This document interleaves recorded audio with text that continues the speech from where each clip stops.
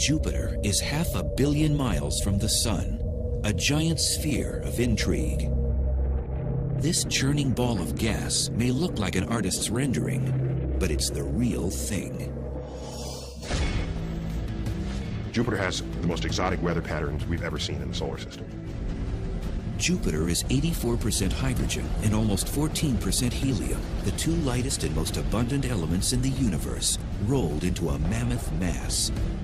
This thing is 11 times the diameter of Earth, and you could take 1,000 Earths and stuff them inside Jupiter comfortably.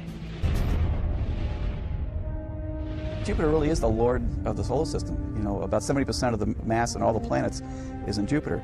If you're talking about planets, Jupiter is the big boy in the block, and it really does rule the roost. Jupiter is the largest planet in the solar system, visible to the naked eye. A day is only 9.9 hours long, and it takes 11.86 years to orbit the Sun.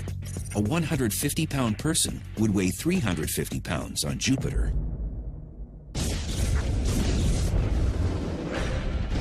There are thunderclouds made of ammonia, sulfur, and water.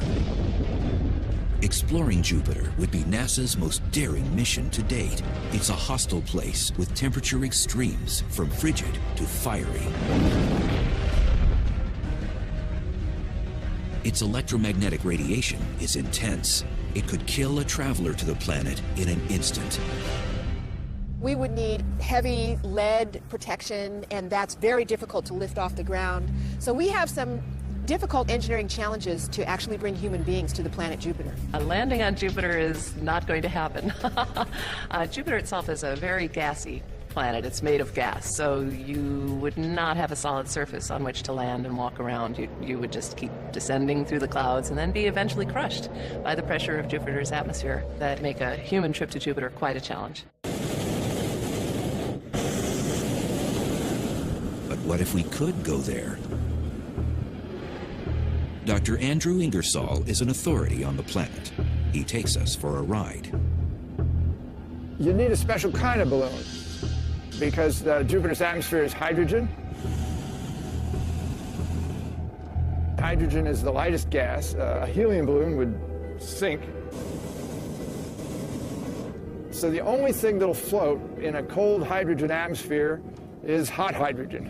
And so you need a hot air hydrogen balloon. For the past 10 years, NASA has been developing ultra-long duration balloons for robotic exploration. And as we all know, heating hydrogen is a tricky thing.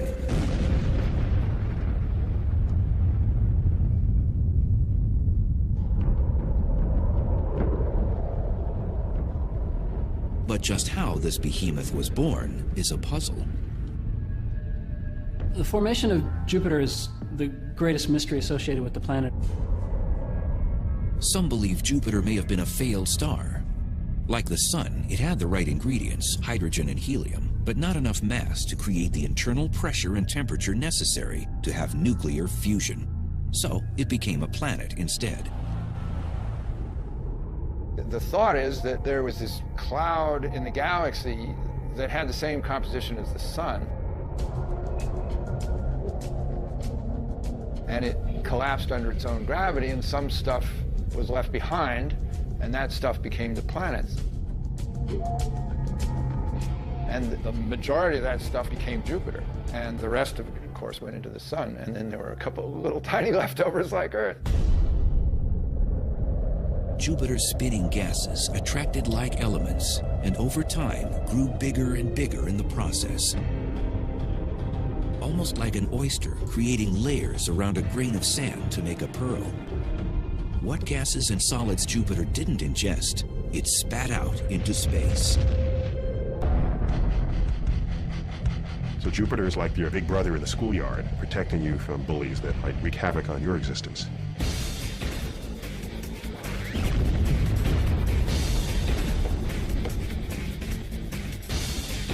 I tend to think of it as more of the cosmic frisbee guy. It's grabbing things out of space, and it's also tossing them back out. it ends up keeping those objects from the inner solar system where Earth and Mars and Venus are.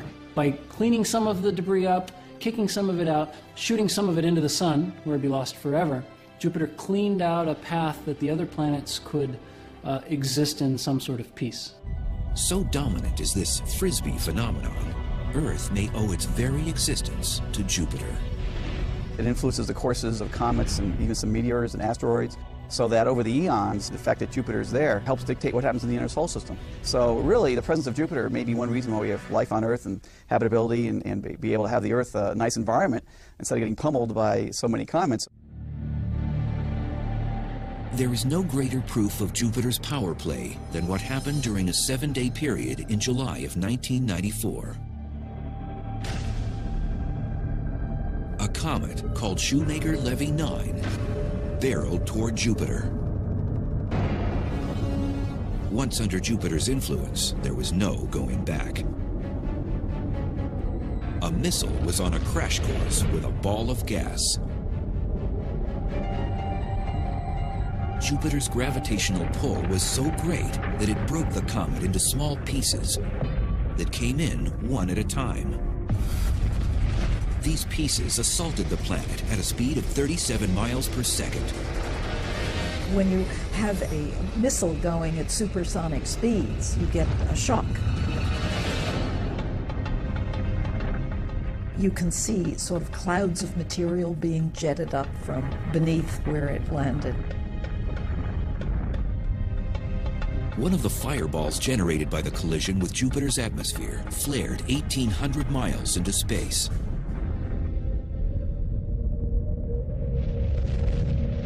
Had Earth been in the projectile's sights, the effects of such a smash-up would have been catastrophic, to say the least. Similar to the event that wiped out the dinosaurs. The energies that were released in those fragments hitting was larger than, on the order of 10 or 20 times more powerful than the entire world arsenal of bombs. Take Jupiter out of the picture, bring this giant comet into the inner solar system. Where would it have gone? We have no idea. Might have crashed into Earth. If that comet had crashed into Earth, things would be a lot different around here.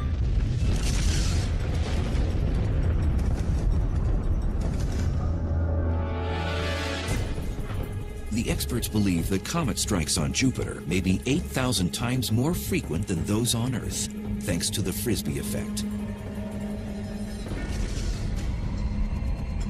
But it cuts both ways because Jupiter has no value system. When it sees an errant comet, it may attract it and swallow it up. But where it flings it is anyone's guess. And so errant comets can be flung in towards Earth, they can be flung into the sun, and they can be flung out of the solar system. There's a reason the planet rejects some of the space junk heading its way. Jupiter, being the biggest object in the solar system, has the most gravity. And so other objects, little fleas that have their own trajectory flying by, are bent from where it would be towards Jupiter, and usually with an acceleration. And that acceleration can cause it sometimes to just be ejected completely. No earthly Frisbee thrower can match Jupiter's flinging force.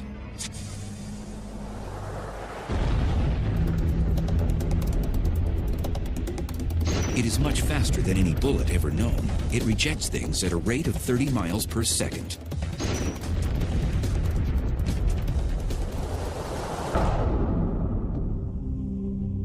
Jupiter's wonders are hard to fathom. They've captivated man for centuries. Prehistoric humans realized that it was moving among the stars, and it was one of the planets that they appreciated. Jupiter was the king of the gods, after all, in Roman mythology. And there may be a biblical reference to Jupiter. Ever since I was like 5 years old, I remember people, oh, that was the Star of Bethlehem. And whether or not it really was, obviously, we have no way of knowing. But it's not clear whether the star that was talked about is a single star or whether they meant an astronomical alignment of objects in the sky. We don't really know. It's known as conjunction in scientific terms. According to researchers, Jupiter and Venus did appear as one large star-like object in August 3 BC. and would have been visible in the eastern night sky. But it was Galileo, the father of modern astronomy, who made the first recorded sighting of the Jupiter system. In the early days of 1610, only about 18 months after the telescope was invented, he got his own telescope and he looked at Jupiter.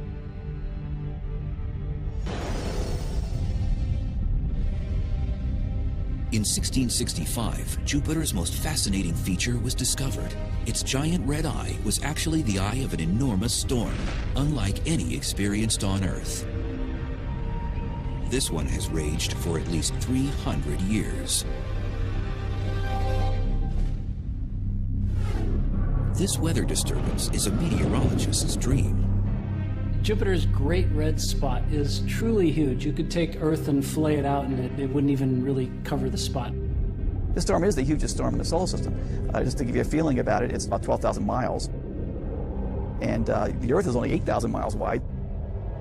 And the winds blow quite fast around the edge, but it's calm in the center. It's not like a hurricane, which has an eye and very fast, turbulent winds in the center. The red spot is rather calm. If you were in a balloon, it might be a pleasant ride, as long as you avoided the small-scale stuff like the thunderstorms and the turbulent places. Even though you'd be going very fast, it might be quite calm. Fast as in 350 miles an hour. The fastest wind ever recorded here on Earth was 231 miles an hour. But is it an Earth-like storm? It's a giant collection of clouds roiling around, lightning going on. So we can only model and imagine what kind of precipitation, but condensation in the form of condensed vapor of various gases. This famous red spot is a high-pressure system that can take 10 days to complete a rotation. It's really a backwards hurricane. It's called an anticyclone. That's the name for it. So it goes backwards from the direction of a typical hurricane.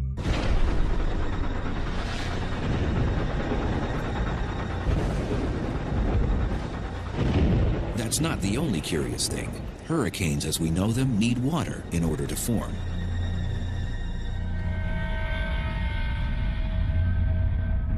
There's no water engine in the red spot. This never-ending weather system is feeding on something else. But what?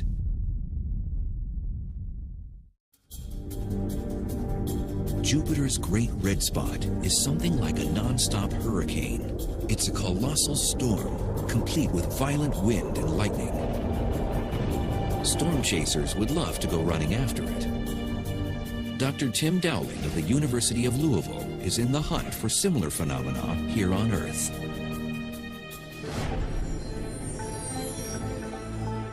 The red spot, think of it as a huge extra lens or egg shape of mass. It's just an enormous thing. It sort of quiets down the fluid, it presses it down into the hotter interior so you don't get thunderstorms.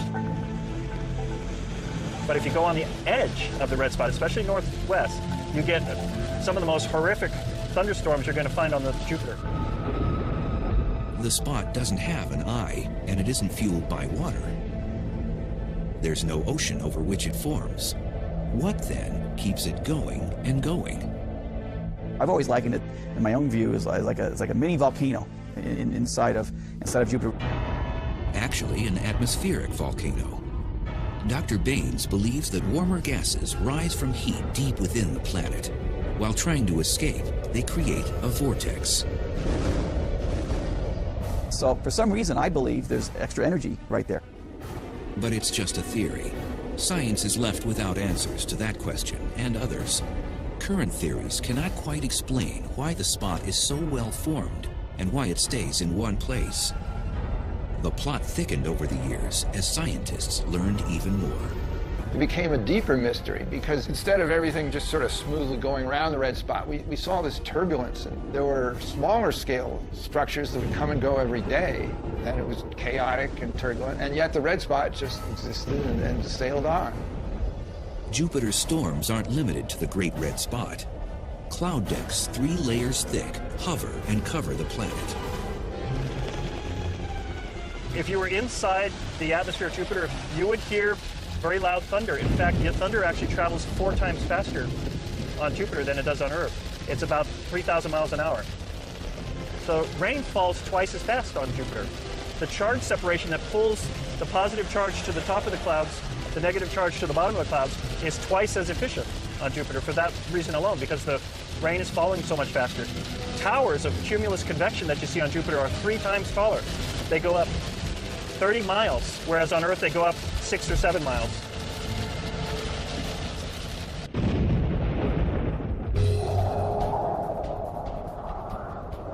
It would be impossible to survive within the Great Red Spot with its 350-mile-an-hour winds. By comparison, Hurricane Wilma, which had the highest recorded winds of any earthly storm, slammed into the Yucatan Peninsula in 2005 with barely a breath. 175-mile-an-hour blasts. Our weather is simple. Jupiter's is complex. Now on Jupiter, you just basically have one storm system sort of stacked on another, with lots and lots of room. Basically, these are the storms in their natural state. These storms move relentlessly within Jupiter's other distinct feature, streams of fierce jets that continually circle the planet. Scientists are only beginning to understand what they are and where they come from. There's a massive eastward flow of material, and that means materials flowing more than 1.5 football fields per second. That's really moving. You don't want to be in that. 29 other belts and zones of varying widths extend outward from there. They are what give Jupiter its characteristic appearance. They move in alternating directions, some eastward, some westward. They're much smaller scale, the high latitude jets, than the equatorial one. As far as in comparison to Earth, these are massive, super fast, high-speed winds, and yet they're just going back and forth. The planet's rotation rate has something to do with it. Jupiter generates a lot of energy because it really moves. So the very nature of the spinning causes Jupiter to not just have one jet stream, but many jet streams going in opposite directions along the planet. And so you can see these zones. So what you have is an exaggerated version of Earth's basic weather pattern. The spectacular swirls are created in surface clouds where the zones meet. It's believed that the energy ultimately powering this belt phenomenon comes from intense heat deep within. It's not unlike something we see every day. If you boil a pot of water on a stove, it'll start bubbling, and bubbles come up from the bottom and try to get out, trying to circulate that water, that currents around. So it's the same thing inside Jupiter. We have gases and liquids down there that are trying to get the heat out. There are basic questions, basic pieces of physics to go after, to explain. Massive jets. Shouldn't we be able to explain that? Earth has just one primary jet stream. It moves eastward, and another major flow that blows westward, the trade winds. Triple that power, and you've got the jet streams of Jupiter. Totally different from Earth. And yet, I should be careful, not totally different from Earth, just Earth on steroids. And you ask yourself, wow, if I understood what's going on Jupiter, Earth would be just a piece of cake.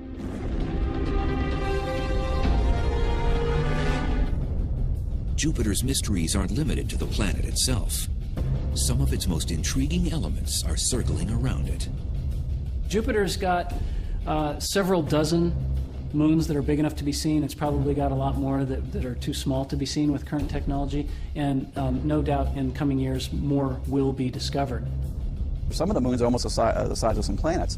So really, Jupiter is its own little solar system. Thanks to its incredible gravitational pull, it's sucked in asteroids along with other space debris. For the most part, there is order, but there are some erratic moons in orbit around Jupiter. It's managed chaos. You can imagine a bunch of runners in a track and their lanes that each runner stays in. They won't collide. That's kind of how celestial mechanics.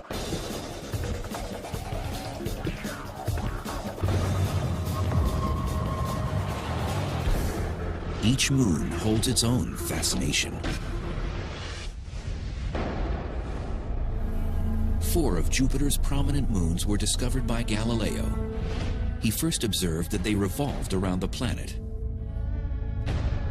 They are named for Jupiter, the god's lovers.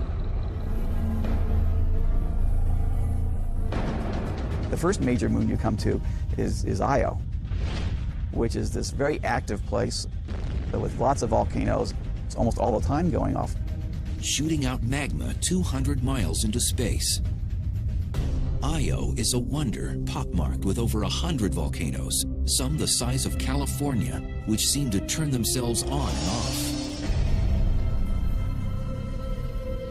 Ganymede is the largest moon in our solar system, 5 times the size of Earth's moon. Callisto is the most heavily cratered. It has clearly taken a beating in its lifetime. Then there's Europa, the ice queen to Jupiter's king. No one knows its makeup for sure. It looks like a cracked egg. It really looks like the whole thing had liquid water on it at some time. It froze and it cracked. And we believe that these patterns are due to tidal forces that crack it. As alien as Europa seems, it is smooth and glassy in some spots, hilly in others. In fact, it is remarkably similar to one of Earth's frozen wonderlands. There is a lake in Antarctica called Lake Vostok that scientists think is an analogy to what we see in Europa. Antarctica has a huge thick ice crust, and underneath there is this liquid lake, and we think that this may be very similar to the water ice underneath the surface that we see on Europa. You go down through that crust, go through the ice enough, you'll get liquid water, and we are very convinced that there's liquid water down there. It's the only place that we know of besides the Earth which has liquid water in large bodies that have been there, we believe, for more than 1 million to 2 million years. And where there's water, could there be life?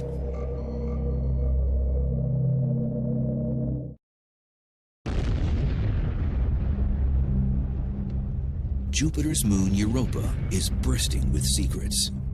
It may even have warm thermal vents deep below its frozen crust. In fact, an immense ocean, bigger than the Pacific Ocean, worth of liquid water down there that's just sitting there for things to happen to.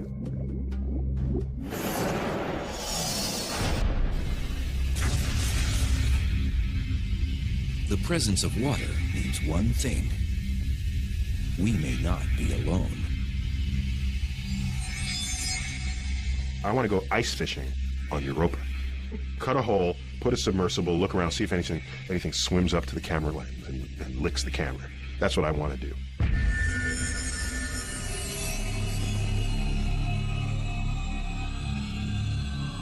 One scientist is planning just such a fishing trip.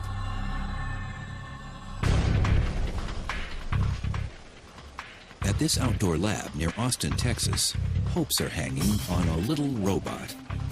This is designed for exploration in unknown territory, completely unknown territory, and the search for biological life.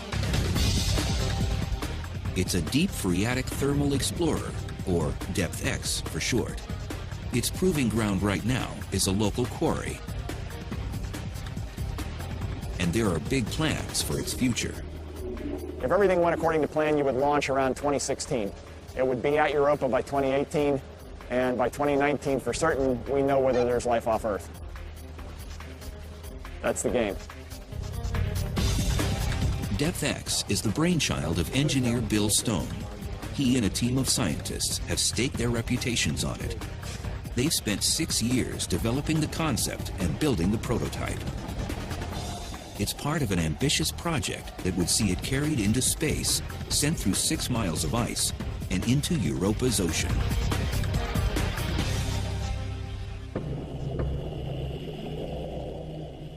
To divide it down into all the various vehicles, you have a parent vehicle which takes you to orbit around the moon Europa.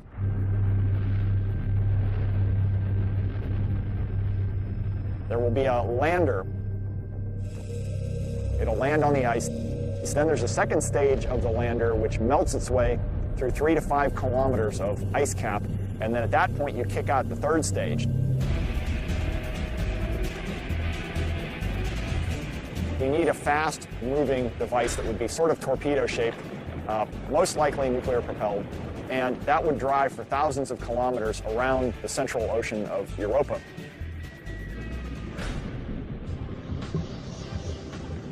Is that really feasible?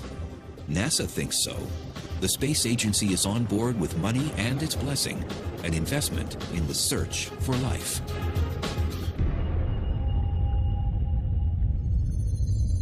If life exists on Jupiter's moon Europa, could it walk, talk, or fly?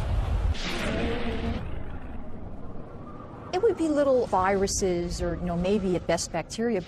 We would expect only to see primitive life forms, but they might be similar to things that we see on the Earth. We just don't know. Scientists are encouraged by the discovery of strange and hardy life forms found in the most inhospitable places on Earth. Tube worms, for example, survive and thrive in total darkness. Extreme pressure isn't a problem. The creatures were discovered in 1977, several miles below the surface of the Galapagos Rift. They exist in water near superheated thermal vents. It's believed that these very conditions, darkness, high pressure, and hydrothermal vents, are present on Europa. You could have hydrothermal vents kicking up warmth and nutrients down nearer to the core of Europa, and that organisms would have fed off of that material just like they might have in the early Earth. And while tube worms might not be lurking beneath Europa's icy shell, something else could be.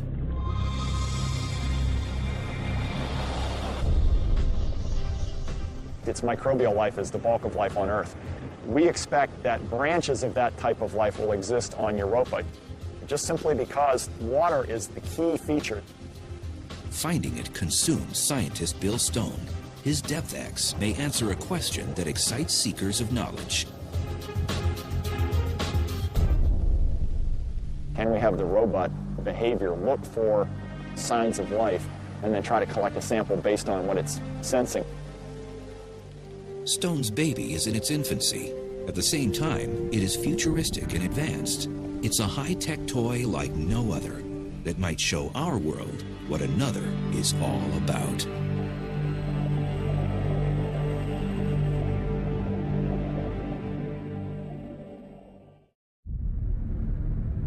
Our first contact with extraterrestrial life may be on Jupiter's moon, Europa.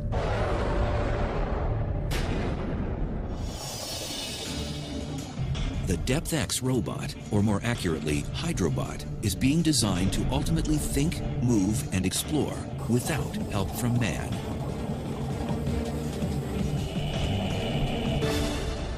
And that is all to be done by the robot itself. We're not going to be guiding it to do that.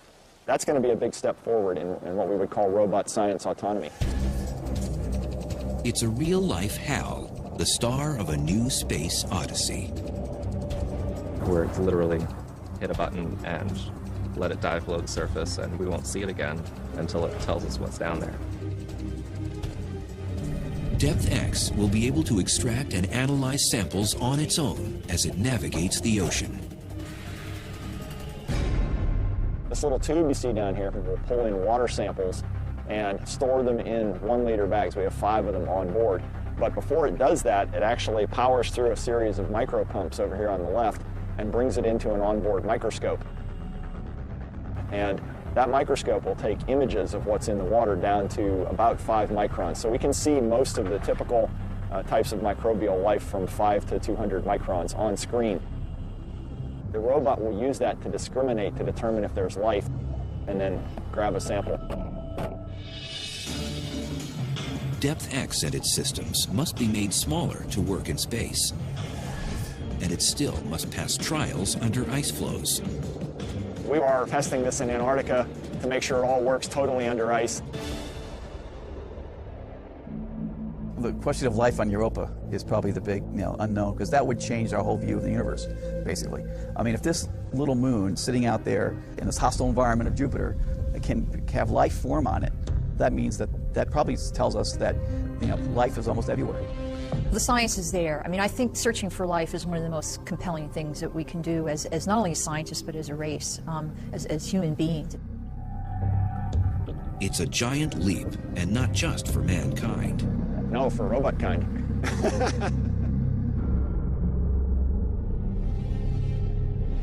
Of all Jupiter's imposing features, none is more impressive than the one you cannot see. It's bigger by far than the Great Red Spot, more dynamic than the bands of jet streams, and as lethal as any killer known to man. You have one of the most powerful radiation environments in the solar system, aside from the sun.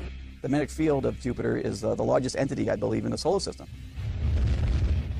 It is a bubble 450 million miles long, buzzing with electrically charged particles. It's Jupiter's magnetosphere.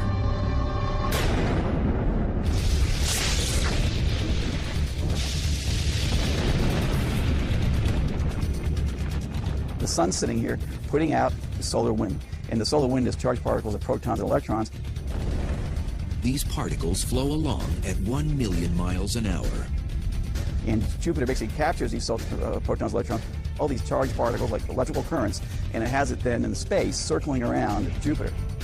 No word in the English language accurately conveys the enormity of this phenomenon. The magnetosphere of Jupiter is the biggest object in the solar system. It's a lot bigger than the sun.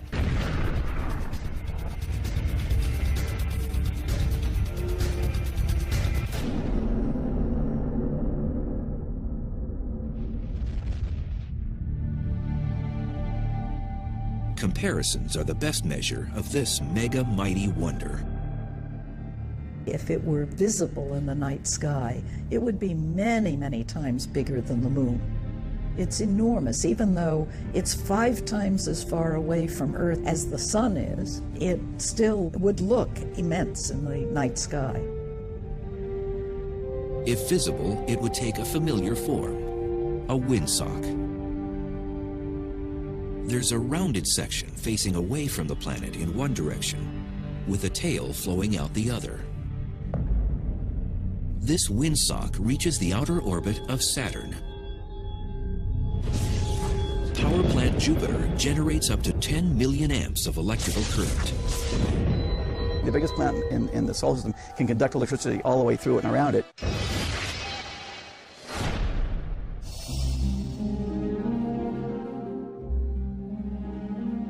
This conductivity creates a phenomenon we can see when the excited charged particles escape. Jupiter has auroras because when those particles leak in and crash into the upper atmosphere, it glows, and just as Earth has auroras.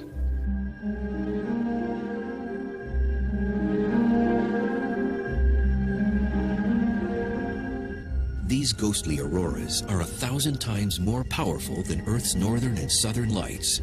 They measure up to 1,200 miles across. If you could stand under them, they'd fill the entire sky, moving at lightning speed, 10,000 miles an hour. Jupiter's magnetic field is a monster, and it roars. In fact, it's speaking to us right now.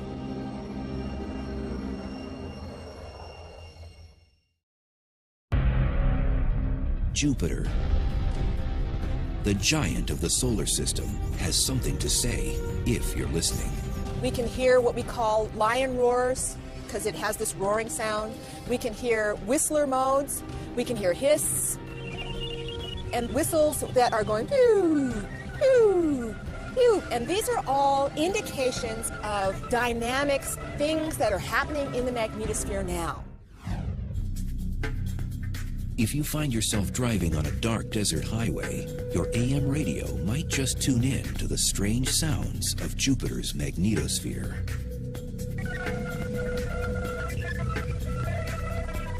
The bursts are as short as a few seconds and as long as a couple of minutes. They come and go every hour or two. Most of it sounds like static, but every once in a while you pick up something that sounds like a rising tone or a falling tone.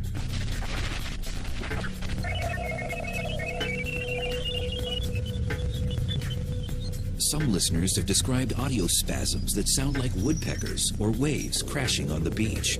The noise is disturbing.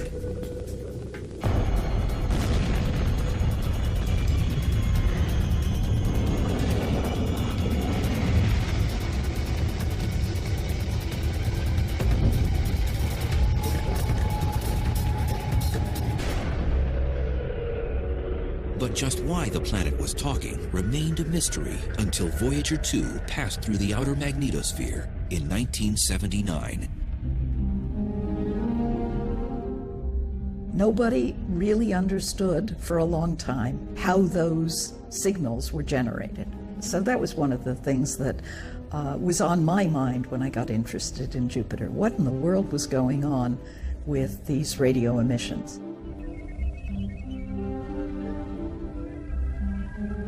It is one of the few secrets finally surrendered by Jupiter. And that answered some questions, but it raised new ones. And I think that's the way it should be. If you don't have questions, it gets kind of boring and dull. So I think that the fact that the planets don't give up their secrets easily, or the universe doesn't, that's part of the game. It's what makes it interesting. Jupiter keeps astounding and confounding scientists. One surprise came in 1979 when it was discovered that Jupiter has a ring. It's nothing on the order of Saturn's. Still, it's another feature that fascinates. All of the giant planets have rings, probably left over from when the planets formed. And the moons coagulated out of the gas that was there, and then it could be a failed moon. So Jupiter's ring comes from material being knocked off of one of the interior moons. So it's dust that's collected from material that's coming in from outside moons. The ring is slowly growing as new material flows into it. And there's a whole other side to the planet that remains a mystery. Why do these storm spots keep forming? There's the dark spot, for example. Glimpses of it were first spied in 1997. It appeared to be a huge, ominous cloud, twice the size of Earth, hovering above Jupiter's North Pole. There's a host of other spots, too. There are other sort of smaller cousins that have come and gone. There were 3 ovals about half or a third the size of the red spot. And they sort of occupied the same latitude band in the southern hemisphere. And they had been around since the 1930s. And amateur astronomers saw them form. And they were around till the late 90s. And 2 of them merged with each other. And then the remaining 2 merged, and now there's 1. And it keeps transforming. It turned red about 6 months ago, and now we're calling it the little red spot because it turned color. Now, why did it turn color is a big question. So there's chemistry going on, or some type of extra dynamics that's going on that just kicked in, and we need to start studying that. Jupiter is a hostile and restless planet. Its giant gaseous body and violent storms make it one of the most alien environments in the solar system. Even though it is 500 million miles from us, we may have more in common with our cousin planet than we think. I think the lesson to learn from Jupiter here is whatever's going on in our climate and our weather patterns here on Earth, Jupiter has more of it. But Earth is not an island. And there are better examples of what's going on Earth than even Earth itself. For scientists, Jupiter is the king of many questions concerning our solar system and could possibly hold the answers.